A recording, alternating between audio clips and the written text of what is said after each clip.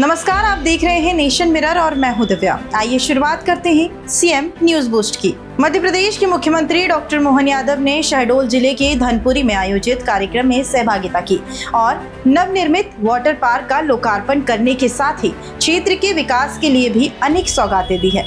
इस दौरान कार्यक्रम में मुख्यमंत्री डॉक्टर मोहन यादव ने SECL के विस्थापितों को नियुक्ति पत्र भी प्रदान किए।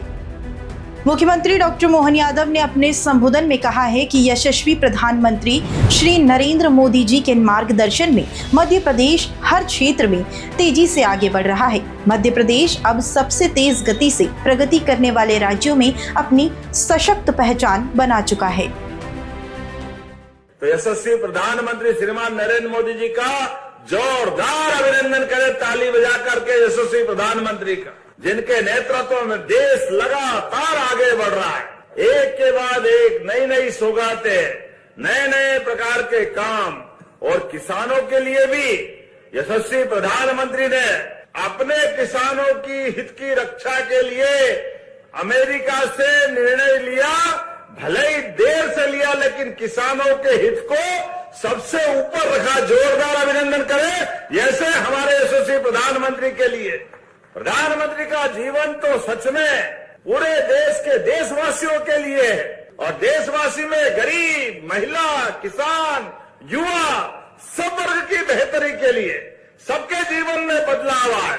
इसलिए दुनिया के अंदर भारत का मान सम्मान बढ़ाने के लिए, दुनिया के अंदर भारत को आर्थिक रूप से सशक्त बनाने के लिए, दुनिया के अंदर भारत की सीमाओं के आधार पर भारतीय जवानों का मान सम्मान रखने के लिए माननीय प्रधानमंत्री के शब्दों में सीमा पे जवान और खेत में किसान दोनों को प्रणाम, जोरदार अभिनंदन करें हमारे ऐसे आदरणीय प्रधानमंत्री जी के लिए।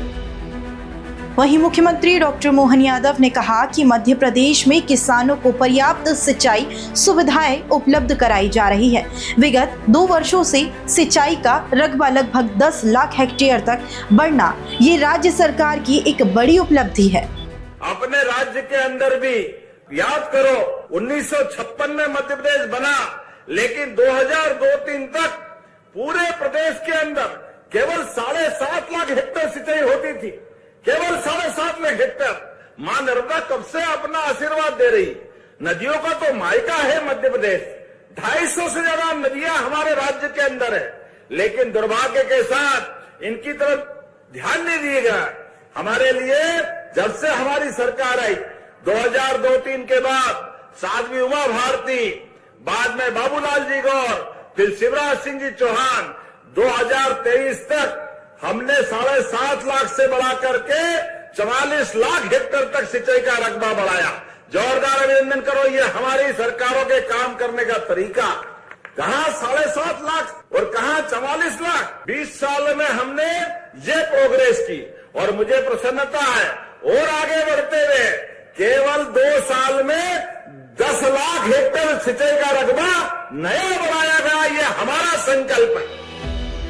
मुख्यमंत्री डॉक्टर मोहन यादव ने शहडोल में एक बड़ी घोषणा भी की। मुख्यमंत्री डॉक्टर मोहन यादव ने कहा कि शहडोल जिले के बुराड़ में भगवान श्री कृष्ण को समर्पित गीता भवन का निर्माण किया जाएगा। यहाँ कार्यक्रम के आयोजन के लिए आधुनिक ऑडिटोरियम के साथ पुस्तकालय की सुविधा भी उपलब्ध की जाएगी। जब मैं आपसे बात कर रहा हूँ, लेकिन बुढ़ार में ऑडिटोरियम की मांग आपने की, तो मैं देने के लिए गीता भवन का प्रस्ताव तैयार किया गया, देने की घोषणा करता हूँ। अब आनंद के साथ ऑडिटोरियम बनाओ, बच्चों के लिए लाइब्रेरी बनाओ। गीता भवन में केवल प्रवचन नहीं होंगे, किसी भी धर्म की कोई भी बात करो उसके लिए वो स्वागत है। बच्चों को पढ़ने के लिए लाइब्रेरी भी बनेगी, कार्यक्रम करने की जगह भी होगी, कोचिंग भी कर सकते हैं। सभी प्रकार की सर्व सुविधाएं उस गीता भवन के माध्यम से मिलेगी।